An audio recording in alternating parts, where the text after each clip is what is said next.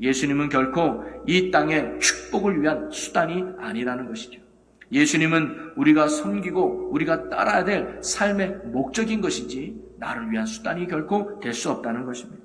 우리가 예수님을 이 땅을 살아가기 위한 수단이 아니라 내가 진정으로 섬기고 따라야 될 목적으로 삼는 바른 믿음으로 살아가는 저와 여러분이 되시기를 주님의 이름으로 간절히 소망합니다. 할렐루야.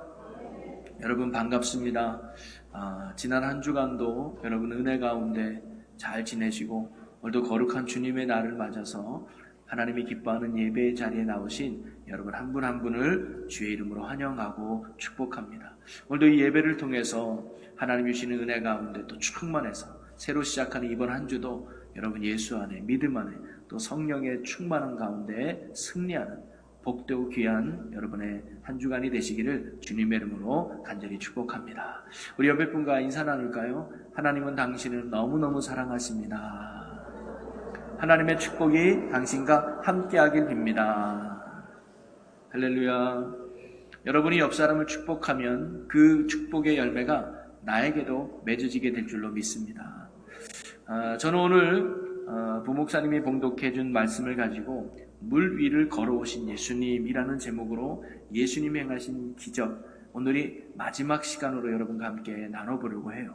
예수님이 행하신 기적, 그리고 다음 주부터는 우리가 십계명에 대해서 우리가 또 말씀을 한번 나눠보면서 주님이 우리에게 원하는 것이 무엇인가를 또 배우는 그런 시간을 가지려고 하는데요. 여러분, 물 위를 걸으신 예수님의 이 기적은요, 예수님이 오병이어의 기적을 이루신 후에 바로 일어난 사건이 바로 오늘 본문의 이야기입니다. 예수님이 오병이어로 5,000명을 다 먹이시고 그 저녁에 늦은 시간에 제자들을 재촉해서 배를 타고 벳세다라는 곳으로 가게 하셨어요. 그리고 본인은 산에 올라가서 기도를 하셨죠. 그리고는 제자들의 탄 배가 바다 한가운데쯤 이르니까 역풍이 불어서 이 제자들이 굉장히 위급한 상황에 놓이게 됩니다. 그때 예수님이 물 위를 걸으셔서 제자들에게 다가가죠. 처음에는 제자들이 유령이 나타난 줄 알았어요.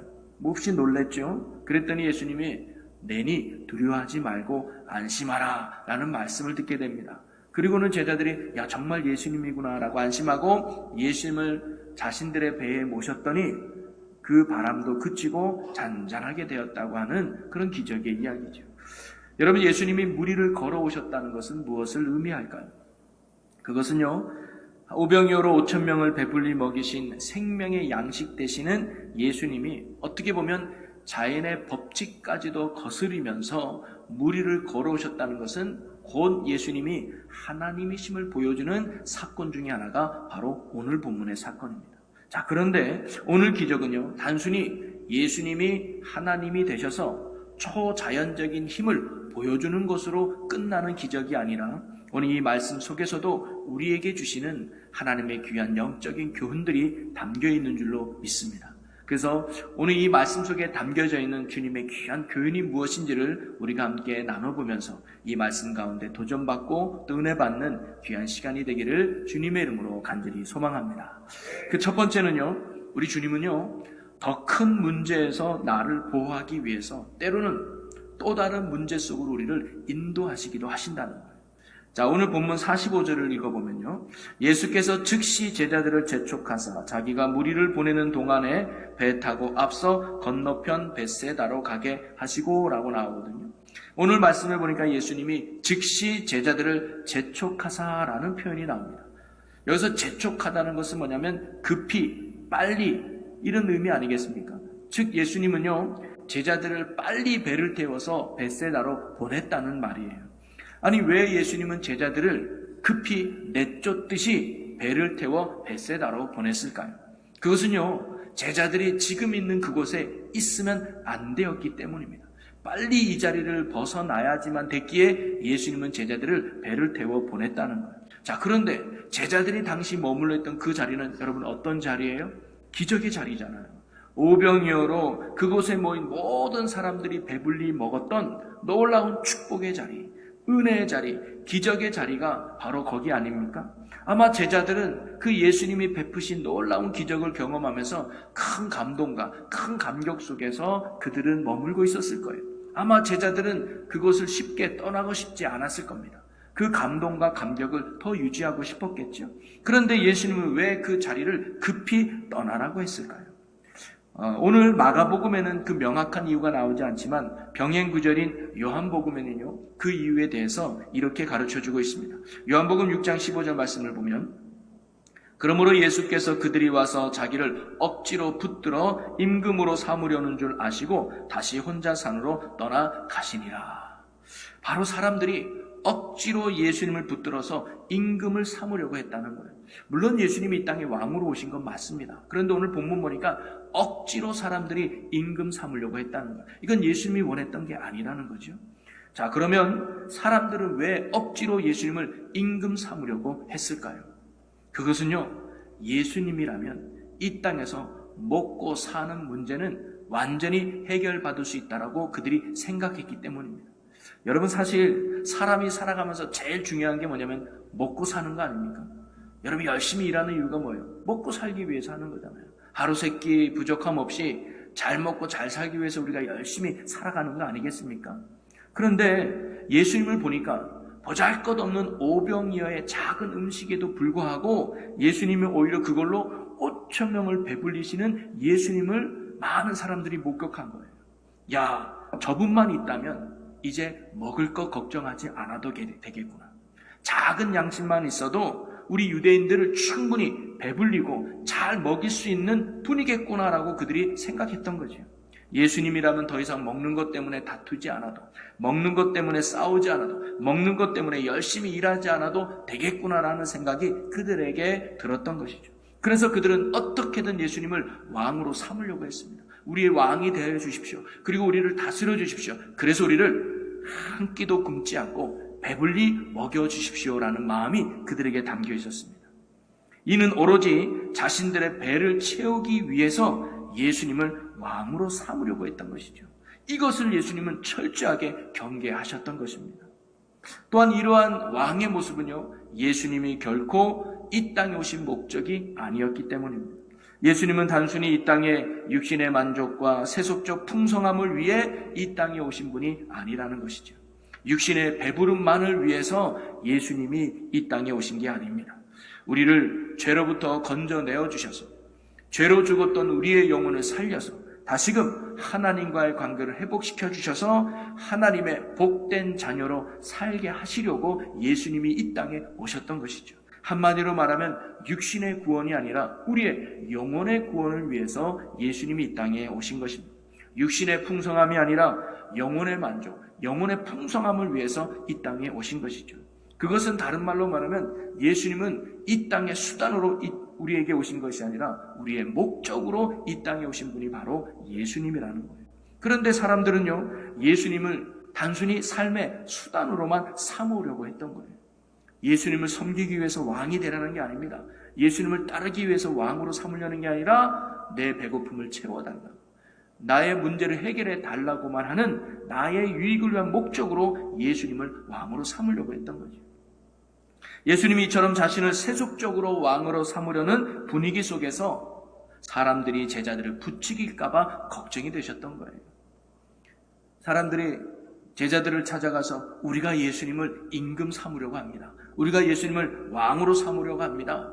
그래서 예수님이 왕이 되면 제자인 여러분들은 장관쯤 자리 하나 차지할 수 있지 않겠습니까? 우리가 도와드릴 테니 당신의 스승을 우리 왕으로 만듭시다라고 사람들이 제자들을 부추길 수 있단 말이죠.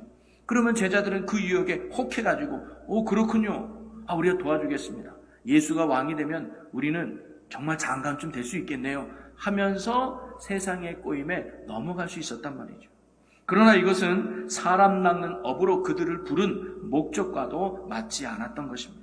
그래서 제자들이 세속화되는 것을 예방하기 위해서 얼른 그 자리를 떠나도록 예수님이 재촉하셨던 것이죠.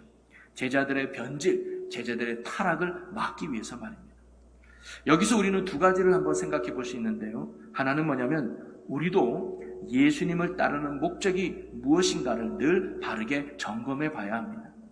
우리가 예수님을 세속적 왕으로 섬기려는 당시 무리들처럼 예수님을 단순히 이 땅에서 잘 먹고 잘 살게 해주는 여러 가지 자신처럼 여기는 그런 신앙의 모습으로 살아가서는 안 된다는 것이죠.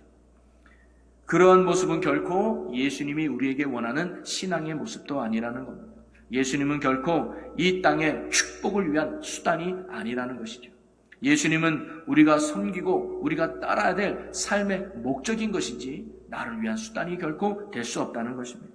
우리가 예수님을 이 땅을 살아가기 위한 수단이 아니라 내가 진정으로 섬기고 따라야 될 목적으로 삼는 바른 믿음으로 살아가는 저와 여러분이 되시기를 주님의 이름으로 간절히 소망합니다. 또 하나는 사탄은 오늘도 우리를 교만하게 만들어서 믿음의 자리를 벗어나도록 우리를 유혹하고 있다는 거죠. 그래서 예수님은 제자들이 이 축복에 취해서 교만해지지 않도록 하기 위해서 그들을 재촉하여서 그 자리를 떠나게 하셨던 거예요. 그러니 우리도요, 높은 자리 또는 성공의 자리, 축복의 자리를 항상 조심해야 됩니다. 왜냐? 그때 사탄은 우리를 교만함으로 넘어뜨리려고 우리를 유혹하고 있는 것이죠.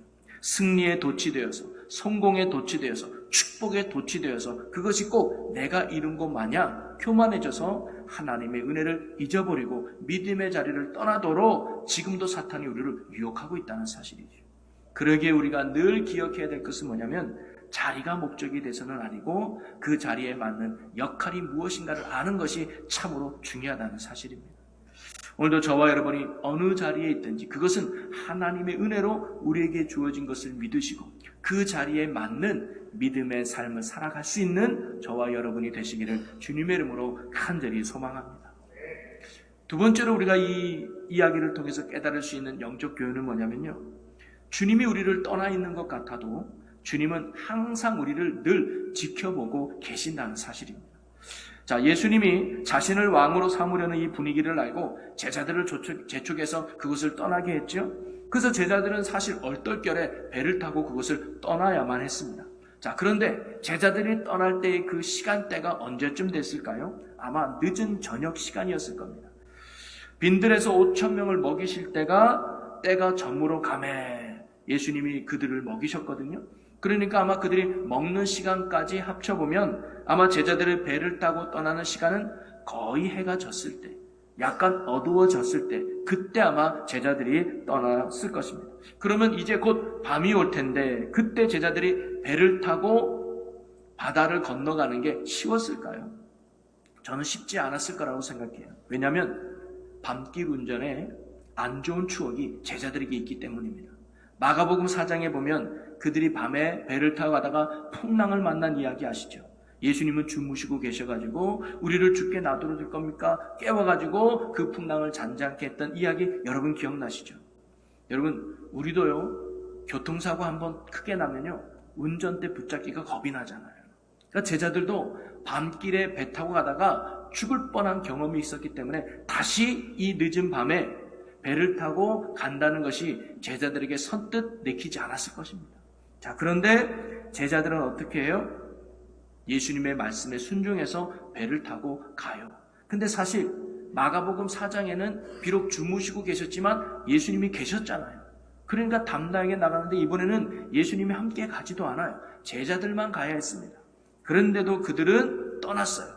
예수님을 믿고 떠났겠죠. 아마 그들이 이렇게 생각하지 않았을까요? 설마 무슨 일이 있겠어. 그때는 우연히 풍랑을 만났겠지. 그리고 예수님이 아무 생각 없이 우리를 보냈겠어? 아무 문제 없을 거야. 괜찮을 거야. 안심하고 가자 하면서 제자들은 아마 늦은 밤에 배를 타고 갈릴리 바다를 항해했을 것입니다. 자, 그런데 설마가 사람 잡는다. 정말 배를 타고 가다가 한밤중에 큰 바람을 만나게 됩니다. 그것도 역풍을 만나게 돼요. 48절을 볼까요? 바람이 거스름으로 제자들이 힘겹게 노젓는 것을 보시고 라고. 여기 힘겹게 노를 젓다. 이 힘겹다는 말은요, 고통스럽다는 의미거든요.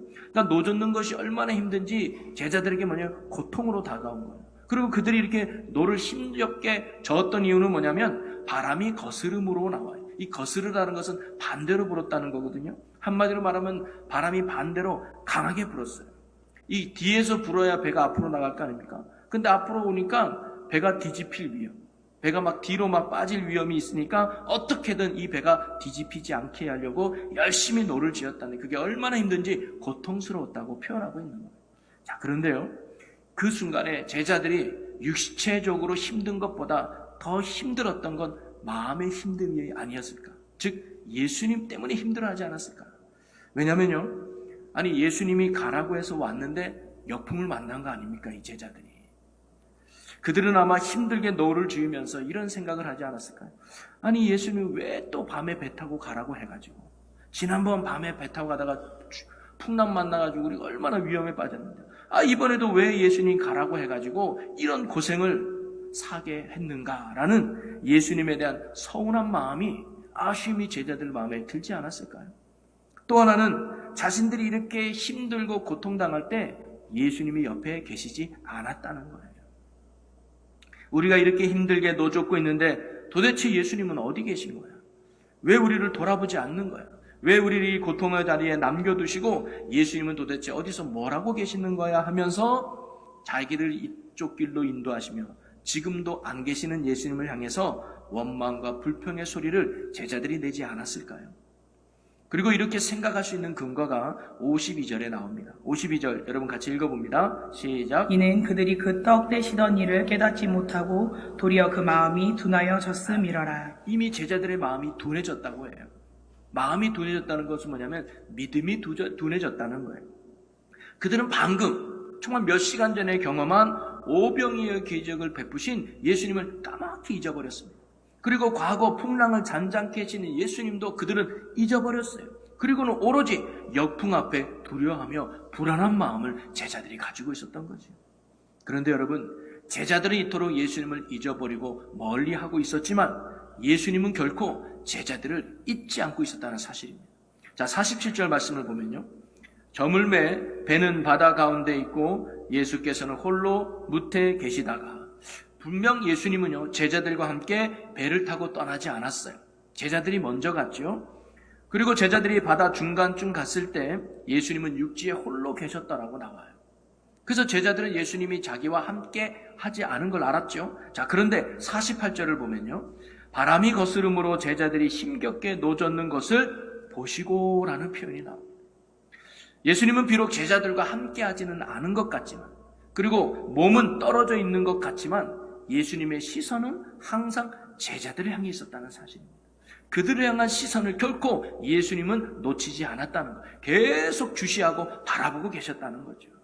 그들이 오른쪽으로 가는지 왼쪽으로 가는지 앞으로 잘 가고 있는지 아니면 엉뚱한 곳으로 가고 있지는 않은지 예수님은 항상 그들을 지켜보고 계셨다는 거예요. 여러분, 혹시 우리도 오늘 본문에 나오는 역풍을 만난 제자들과 같은 상황에 우리가 놓일 수도 있죠. 지금까지 내가 믿음의 길을 그래도 잘 걸어왔는데, 나름대로 신실하게 신앙생활 했는데 내 인생에 역풍을 만나서 그 역풍 속에서 허우적거리며 괴로워할 때가 우리도 있지 않겠습니까? 그때 제자들처럼 마음이 둔해져서 고난 속으로 인도하신 주님이 원망스럽기도 하고, 나를 돌아보지 않는 주님 앞에 서운한 마음을 느낄 때 우리들도 있지 않겠습니까? 도대체 주님은 어디 계시는 거예요? 내 이 아픔을 알고 계시기나 할까라는 마음의 둔한 모습들이 우리에게도 있을 수 있죠. 그러나 여러분, 예수님은 언제나 우리를 떠나지 않고 날마다 늘 지켜보고 계심을 여러분 믿으시기를 바랍니다. 여러분이 어떤 일로 괴로워하고 있는지, 어떤 문제에 아파하고 힘들어하고 있는지 주님은 다 보고 계시다는 거예요. 여러분이 남몰래 흘리는 눈물도 우리 주님께서는 지금도 다 보고 계십니다. 여러분의 신음소리까지도 다 듣고 계신다는 거죠. 여러분, 우리가 믿는 예수님은 그런 분이에요. 우리가 볼 수가 없고 우리가 만질 수도 없지만 나의 주님 되시는 예수님은 언제나 우리를 지켜보고 계시고 항상 우리를 주지하고 계시는 분이라는 사실입니다. 여러분, 주님이 우리를 지켜보고 계신다는 것은 뭘 의미할까요? 모든 것을 알고 계신다는 거예요. 그리고 모든 것을 알고 계시는 예수님은 아는 걸로 그치는 것이 아니라 우리의 문제를 능히 해결해 주시고 우리의 아픔을 능히 치료해 주시고 우리의 어려움에서 능히 건져내 주시는 구원의 하나님이신 줄로 믿습니다. 그래서 세 번째 우리가 오늘 말씀에서 깨닫는 영적 교훈은 뭐냐면, 가장 필요할 때 우리를 찾아와서 해결해 주시는 분이 주님이라는 사실이에요. 자, 48절 말씀을 우리 같이 읽어봅니다. 시작. 바람이 거스름으로 제자들이 힘겹게 노젓는 것을 보시고 밤 사경쯤 바다 위로 걸어서 그들에게 오사 지나가려고 하시매. 예수님은 늘 보고 있었습니다, 제자들을. 그랬더니 제자들이 역풍에 힘겨워하는 모습을 본 거예요. 그리고는 예수님이 그들을 찾아갔는데요. 예수님이 찾아간 시간이 언제라고 나와요? 밤 사경에 찾아갔다고 나와요. 밤 사경은 오늘날로 말하면 새벽 3시에서 6시 사이입니다. 가장 어두울 때겠죠. 자, 그런데 성경은 왜 이렇게 시간을 정확하게 기록해 주고 있을까요? 밤 사경이라고. 그것은요, 예수님께서는 본인이 계획한 시간에 맞춰서 우리에게 오신다는 것을 가르쳐 주고 있는 것입니다. 나의 시간에 맞춰서가 아니라 주님의 시간에 맞춰서 우리에게 찾아오신다는 것. 나의 시간표가 아니라 주님의 시간표에 따라서 우리를 찾아오신다는 겁니다. 우리는 예수님 빨리 오셔서 우리를 구원해 주세요. 예수님 빨리 오셔서 내 문제 좀 해결해 주세요라고 주님 앞에 외치고 간구하지만 예수님은요, 내가 원하는 시간에 오시지 않는다는 거예요. 그것은요, 예수님이 늦장을 부리시는 것이 아니라 우리가 그 사이에 받고 깨달아야 될 영적 교훈이 있기 때문에 예수님은 조금 더 참으라고 말씀하시는 것이죠. 우리가 알지 못하는 주님의 숨은 뜻이 바로 그 속에 담겨져 있기 때문입니다. 그리고 예수님이 정한 정확한 때에 우리에게 찾아오시는 것이죠. 그리고 우리에게 다가오셔서 이렇게 말씀하십니다. 50절 말씀처럼 안심하라, 내니 두려워하지 마라. 이제 내가 왔다, 사랑하는 아들아. 그러니 이제 염려하지 마. 이제 걱정하지 마. 내가 너와 함께하고 내가 네 문제 해결해 줄게. 여러분, 그렇습니다. 제자들은요, 예수님이 산으로 가신 동안에 또는 그들이 외롭게 노를 젓는 동안에 육체적으로 주님이 곁에 계시지 않는다는 사실 때문에 제자들은 몹시 괴로워하고 힘들어했지만, 그러나 이제 주님이 그들을 친히 찾아와 주셔서 그리고 그들의 두려움을 없애주시고 그들을 힘들게 했던 바람도 능히 그치게 해 주셨다는 사실입니다. 사랑하는 성도 여러분, 예수님께서 왜 우리를 고난 가운데 그냥 두시는지 사실 우리는 정확히 모를 때가 참 많습니다.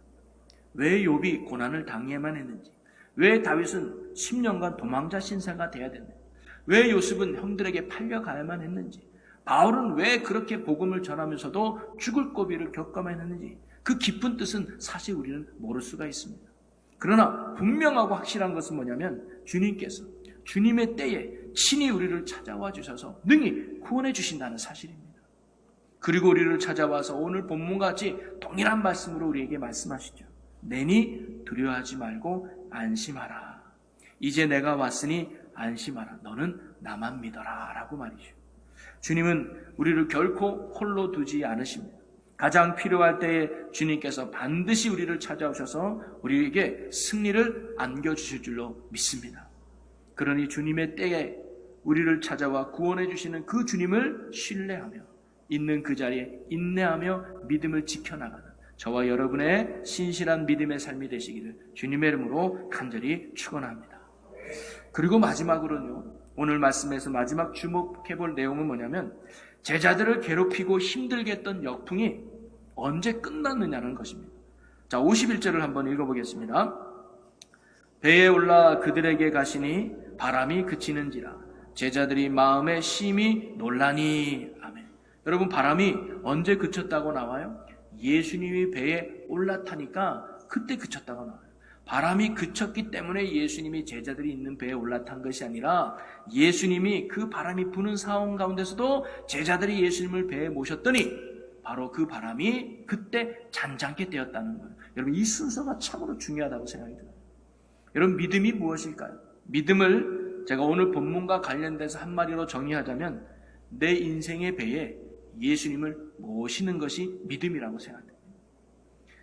내 인생의 배에 예수님을 모시면, 풍랑 가운데서도 모시면, 괴로운 가운데서도 모시면, 힘든 가운데서도 모시면 그 예수님으로 인해서 내 괴로운 문제가 해결되고 내 아픔이 치료되고 내 인생에 부는 역풍이 잔잔하게 될 줄로 믿습니다. 우리는 주로 그러죠. 하나님, 이 문제만 해결해 주면, 이 아픔만 치료해 주면, 이 어려움에서 해결해 주면 내가 그때 주님을 모시겠습니다라고 말하지만 성경은 그렇게 가르쳐 주지 않아요. 먼저 모시라고 가르쳐 줍니다. 그럴 때 주님의 놀라운 역사가 우리의 삶에 일어난다는 거죠. 그러면 인생의 배에 주님을 모신다는 것은 구체적으로 무엇을 의미할까요? 그것은요, 우리의 시선과 우리의 마음이 항상 주님을 바라보는 것을 말한다는 겁니다. 사실 오늘 기적 속에서 예수님이 제자들에게 가르쳐 주고 싶었던 것이 바로 그겁니다. 눈에 보이지 않는 것 같아도, 함께 계시는 것 같지 않아도, 인생의 역풍이 불어도 항상 시선을 예수님께 두라는 거예요. 바로 예수님께 시선 두기였습니다. 역풍을 보는 게 아니라 문제와 환경과 상황을 보는 것이 아니라 날마다 예수님을 바라보는 것. 그게 오늘 제자들에게 원했던 예수님의 모습이었던 거죠. 제자들은 처음에 새벽에 무리를 걸어오시는 예수님을 보고 유령인 줄 알았다고 그래요. 얼마나 놀랐을까요? 여러분 생각해봐요. 깜깜한 밤에 약간 달빛에 저 멀리서 검은 형체의 무리를 걸어와요. 완전 전설이고요, 아니 전설이고요. 정말 깜짝 놀랐을 거예요. 그런데 예수님이 그 놀라있는 제자당에서 야, 내니까 두려워하지 마, 안심해, 나야. 그때 제자들의 마음이 얼마나 안심했을까요? 자, 그런데 오늘 본문 말씀에는 없지만 마태복음에 보면 한 가지 이야기가 더 나옵니다. 그게 베드로 이야기거든요. 자, 그 말씀을 한번 보겠습니다. 마태복음 14장 28절에서 31절인데 저와 여러분들이 한 절씩 교독해 봅니다. 베드로가 대답하여 이르되 주여, 만일 주님이시거든 나를 명하사 물 위로 오라 하소서 하니 오라 하시니 베드로가 배에서 내려 물 위로 걸어서 예수께로 가되 바람을 보고 무서워 빠져가는지라 소리질러 이르되 주여 나를 구원하소서 하니 예수께서 즉시 손을 내밀어 그를 붙잡으시며 이르시되 믿음이 작은 자여 왜 의심하였느냐 하시고 네, 베드로가요 내니 두려워 말고 안심하라는 예수님의 음성을 듣고 정말 예수님을 알게 돼요. 그러면서 뭐라고 말하면 정말 주님입니까? 그렇다면 저에게도 명하여 무리를 걷게 해 주옵소서라고 해요. 그랬더니 예수님이 그래 베드로야 오너라 그래요. 그리고는 베드로는 담대하게 배에서 내리죠. 아직도 바람이 불고 있습니다. 아마 파도가 넘칠 됐을 겁니다. 그런데 정말로 배에 내려서 물에 발을 내렸더니 안 빠지는 거예요. 그래서 무리를 걷게 되는 거예요. 이게 기네스북에 올랐어요. 인간 최초로 무리를 걷는 사람. 이게 공식적으로 발표되진 않았지만 베드로가요 공식적으로 인간으로서 최초로 무리를 걸은 거예요. 자, 그런데 어느 정도 가다가 베드로가 금방 물에 풍덩 빠지고 맙니다. 그리고는 예수님께서 그 물에 빠진 베드로를 건지면서 믿음이 작은 자여 왜 의심하였느냐 하면서 베드로를 건져내죠. 여러분, 베드로가 무리를 담대히 걸었을 때와 물에 빠졌을 때의 차이가 어디 있는지 아십니까? 그 차이가 바로 시선의 차이였습니다. 자, 29절에 보니까 물 위로 걸어서 예수께로 가되, 즉 처음에 무리를 걸을 때 베드로는 예수님을 바라보고 있었어요. 그의 시선이 예수님을 향하고 있었단 말이죠. 자, 그런데 30절에 보니까 바람을 보고 무서워 빠져 가는지라. 근데 예수님을 보는 그 시선이 갑자기 파도를 보는 순간, 일렁이는 풍랑을 보는 순간 뭐예요? 푹 빠져버렸다는 거예요. 여러분, 우리의 시선이 항상 예수님을 향해 있고 주님께 집중해 있다면 우리가 맞이하는 어떠한 인생의 역풍도 주님의 능력으로 능히 잔잔하게 될 것이며 넘실거리는 바다 위를 우리도 주님과 함께 담대하게 걸어가는 은혜의 기적이 우리의 삶에도 일어나게 될 줄로 믿습니다. 주님이 오늘 이 기적을 통해서 제자들에게 깨닫게 해주고 싶은 건 뭐냐면 내가 너의 눈에 보이지 않는다 할지라도, 너와 함께 하지 않는 것 같다 할지라도 너희들의 믿음의 시선을 가지고 나를 바라보라는 거예요. 이제 예수님은 곧 죽음의 길을 가실 걸 아셨습니다. 지금 제자들은 눈에 보이는 예수님만 쫓아다녔어요. 그런데 일부러 내가 네 눈에 보이지 않아도 나는 너와 함께해. 네 손에 잡히지 않아도 나는 너의 능력이 돼. 그러니 네가 어느 형편이 있든지 나를 바라보는 그 시선을 잃지 말아라. 이게 예수님이 오늘 이 기적 속에 우리에게 깨닫게 해주는 마지막 중요한 메시지라는 거예요. 사랑하는 성도 여러분, 말씀을 정리하면요, 오늘 우리는 무리를 걸으신 예수님의 그 기적에 대해서 한번 나누어 보았는데요, 예수님의 기적은 단순히 예수님이 하나님이었기 때문에 초자연적인 힘을 보여주는 것으로 끝나는 기적이 아니었습니다. 예수님은 제자들이 교만해지지 않도록 변질되지 않게 하기 위해서 일부러 제자들을 역풍이 부는 바다 가운데로 인도하셨던 거죠. 역풍의 바다는 제자들에게는 무척 힘겨운 고통의 시간이었을 겁니다. 그러나 오히려 그 시간을 통해 제자들은 주님 앞에 겸손해졌고, 그리고 그들의 시선을 주님께 고정시킬 수 있는 믿음을 키우는 은혜의 시간이 되지 않았겠습니까? 오늘도 주님은요, 제자들을 역풍을 부는 바다로 인도하셨듯이 우리를 역풍을 부는 인생의 바다로 인도하실 때가 있다는 거예요. 그러나 그것은 바로 우리에게 더 큰 믿음과 더 큰 영적 승리를 주시기 위한 하나님의 은혜의 과정임을 믿으시기를 바랍니다. 인생의 역풍 속에서도 우리가 진정 바라봐야 될 것은 바람이나 환경이 아니라 바로 나의 참된 구원자가 되시고 지금도 능력 되시는 예수 그리스도이심을 깨닫고 날마다 예수 중심의 신앙을 오늘도 주님이 우리에 보고 살아가기를 원하신다는 거예요. 그리고 주님은 우리가 어떤 형편과 상황에 있든지 항상 나를 지켜보고 계시고 항상 나와 함께하는 분임을 알고 한순간도 우리에게서 시선을 놓치지 않으시는 사랑의 주님임을 여러분 늘 확신하시기를 주의 이름으로 소망합니다. 부모가 어린 자녀에게서 시선을 놓지 않듯이 주님은 우리를 주님 나라 갈 때까지 결코 포기하지 않으신다는 거예요. 그리고 주님은 가장 필요할 때에 우리에게 찾아오시는 분입니다. 때로는 내 시간에 맞춰 오시지 않는다 할지라도 주님이 정확한 시간에 우리를 찾아오셔서 우리 인생의 역풍을 반드시 잔잔케 해 주실 것입니다. 그러니 우리는요, 인생의 배에 예수님을 모시면 되는 거예요. 우리의 시선이 항상 주님을 향해 있으면 되는 겁니다. 주님만을 바라본다면 우리는 역풍이 나는 바다 위를 주님과 함께 능히 걷는 자들이 될 줄로 믿습니다. 새롭게 시작하는 이번 한 주도 믿음의 주여 온전케 하시는 예수님을 바라보며 우리 인생의 배에 주님을 모시며 살아갈 수 있는 믿음의 삶이 오늘 우리 모두의 삶이 되기를 주님의 이름으로 간절히 축원합니다. 우리 이 시간 함께 기도하기 원합니다. 주님, 우리의 시선이 언제나 주님을 바라보게 하시고 우리의 인생의 배에 언제나 주님을 모시며 이번 한 주도 예수와 동행하는 믿음의 귀한 삶 되게 해달라고 우리 주여 크게 한번 외치고 함께 통성으로 기도합니다. 주여!